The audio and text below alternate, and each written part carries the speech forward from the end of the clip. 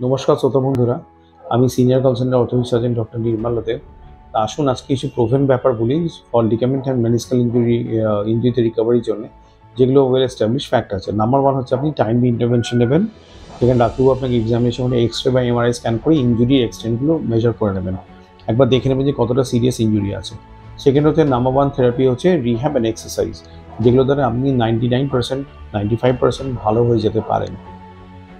কিছু কিছু ইঞ্জুরি থাকে যেখানে হচ্ছে আপনার কমপ্লিট ফুল থিকনেস টিয়ার হতে পারে, এসিএল বা পিসিএল এর, বা হচ্ছে মেনিসকাল ইঞ্জুরি, বাকেট হ্যান্ডেল টিয়ার্স থাকতে পারে, যেখানে একটু রিপেয়ার করার জন্য আমাদের উদ্যোগ নিতে হয়। সেগুলো আর্থ্রোস্কোপিক্যালি মাইক্রোসার্জারি দ্বারা খুব সুন্দর গ্রাফট দ্বারা আমরা রিকনস্ট্রাকশনগুলো করে দিতে পারি, এবং এর আউটকাম হলো যে আপনি আবার সেই ট্র্যাক অ্যান্ড ফিল্ডে ফিরতে পারবেন within a span of 3 months. এটাই হলো টাইম, তার মধ্যেই আপনি ফিরতে পারবেন।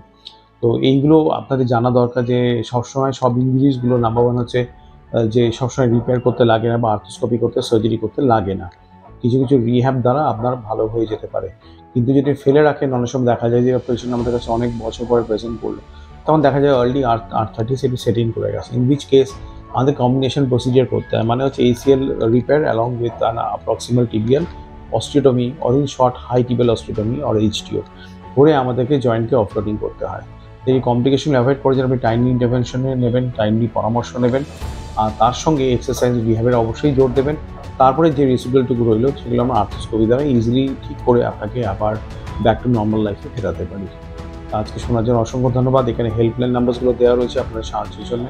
আপনারা ফোন করবেন, আপনি ইনকোয়ারি থাকলে নিশ্চয়ই এখানে ফোন করে আমরা আপনাকে 100% সাহায্য করার চেষ্টা করব এইসব বিষয়ে। থ্যাংক ইউ ভেরি মাচ আজকে শোনার জন্য। নমস্কার।